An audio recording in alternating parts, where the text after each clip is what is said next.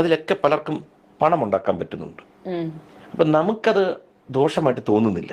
കാരണം മാനസികം ഞാൻ ഒരിക്കൽ അവൾക്കത് ചെറിയൊരു തട്ട് കിട്ടി ഇടയ്ക്ക്. കാരണം വെച്ചാൽ അവളുടെ കച്ചവടത്തെ തകർക്കാൻ വേണ്ടി ചെയ്യുന്ന ഇതിനകത്ത് സോഷ്യൽ മീഡിയ വളരെ നല്ല, പക്ഷേ ഈ ഡബിൾ എഡ്ജ് സ്വാഡ് എന്ന് പറയും, ഇരുവരെയും കട്ട് ചെയ്യുന്ന സംഭവം.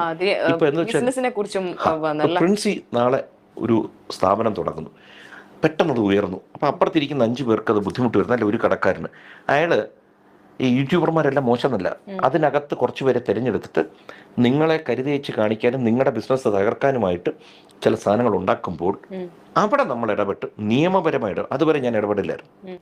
നിങ്ങളിപ്പം കണ്ട വീഡിയോ എന്ന് പറയുന്നത് കൃഷ്ണകുമാർ ദിയാകൃഷ്ണനെ കുറിച്ച് പറയുന്ന കാര്യങ്ങളാണ്. അവരുടെ ഒരു ബിസിനസ് ഉണ്ട്.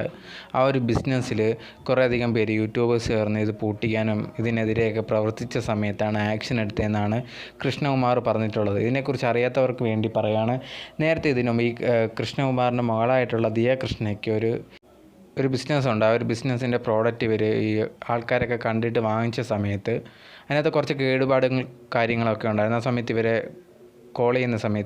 ഓഫീസിൽ കോൾ ചെയ്യുന്ന സമയത്ത് പിക്ക് ചെയ്യുകയോ അതിനെ ചേഞ്ച് ചെയ്ത് കൊടുക്കുക അങ്ങനത്തെ കാര്യങ്ങളൊന്നും ചെയ്തിട്ടില്ലായിരുന്നു. അത് മെയിനായിട്ട് ഭയങ്കരമായിട്ട് കംപ്ലയിൻ്റ് ആയിട്ട്, അല്ലെങ്കിൽ എല്ലാവരും അറിയാൻ തുടങ്ങിയെന്ന് പറഞ്ഞു കഴിഞ്ഞാൽ ഉപ്പുമുളകും ലൈറ്റ് ഫാമിലിയിൽ അവിടുത്തെ അമ്മയുണ്ടെങ്കിൽ ഇതിനെക്കുറിച്ച് കാര്യം പറഞ്ഞു. കാരണം അവർ വാങ്ങിച്ചിരുന്നു, അതിന് ഒട്ടും ശരി എന്തൊക്കെയോ പ്രശ്നങ്ങളും കാര്യങ്ങളൊക്കെ ഉണ്ടായിരുന്നു. അപ്പോൾ അതിനെക്കുറിച്ച് ഒരു പറഞ്ഞൊരു വീഡിയോ ഇട്ടിട്ടുണ്ടായിരുന്നു. പക്ഷേ അവരെ പേരോ കാര്യങ്ങളോ ഒന്നും പറഞ്ഞിട്ടില്ലായിരുന്നു, ഇത് കണക്ക് കണ്ട് വാങ്ങിച്ചതാണെന്ന്. അപ്പോൾ ഒരു ചാറ്റ് പോലത്തെയൊക്കെ കാണിച്ചിട്ടുണ്ടായിരുന്നു. അതിലാണ് ദിയാകൃഷ്ണയുടെ പേര് കണ്ടത്.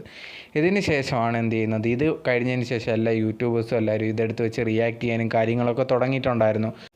അങ്ങനെ ഒരു യൂട്യൂബർ ഇതേ പറ്റി ഭയങ്കരമായിട്ട് സംസാരിക്കുന്ന സമയത്തുണ്ടെങ്കിൽ ഇത് ഭയങ്കരമായിട്ട് എന്ത് ചെയ്ത ഇവർ തന്നെ പോലീസിനെയൊക്കെ അയച്ച് ആ ഒരു വീഡിയോ ഒക്കെ ഡിലീറ്റ് ചെയ്യിപ്പിക്കുക അങ്ങനത്തെ ഉള്ള കാര്യങ്ങളും ഒക്കെ പോയിട്ടുണ്ടായിരുന്നു. അപ്പോൾ അതിനെക്കുറിച്ചാണ് ഈ ഒരു കൃഷ്ണകുമാർ വീഡിയോയിൽ പറഞ്ഞിട്ടുണ്ട്. ഈ പർപ്പസ്ഫുള്ളി എന്ത് ചെയ്യുന്നത്, തൻ്റെ മോളുടെ ആ ഒരു ബിസിനസ് നശിപ്പിക്കാൻ വേണ്ടി ശ്രമിച്ചതാണെന്നുള്ളൊരു കാര്യം. പക്ഷേ യഥാർത്ഥത്തിൽ അങ്ങനെയല്ല എന്ന് പറഞ്ഞിട്ടാണ് എല്ലാവരും ആ ഒരു കമൻറ്റ്സ് കാര്യങ്ങളൊക്കെ ചെയ്തിട്ടുണ്ടായിരുന്നത്. കാരണം കുറേയധികം എന്താ പറയുക, അതിനെക്കുറിച്ച് ഒരു കംപ്ലയിൻറ്റും കാര്യങ്ങളും വന്നപ്പോഴത്തേനും ആ ഒരു എന്താ പറയുക, ഒരു കമ്പനിയുടെ അവരെ വിളിച്ച് ഇതിനെക്കുറിച്ച് സംസാരിക്കാൻ നേരത്തെ ആരും പിക്ക് ചെയ്യുന്നതോ ഒന്നും തന്നെ ഇല്ലായിരുന്നു.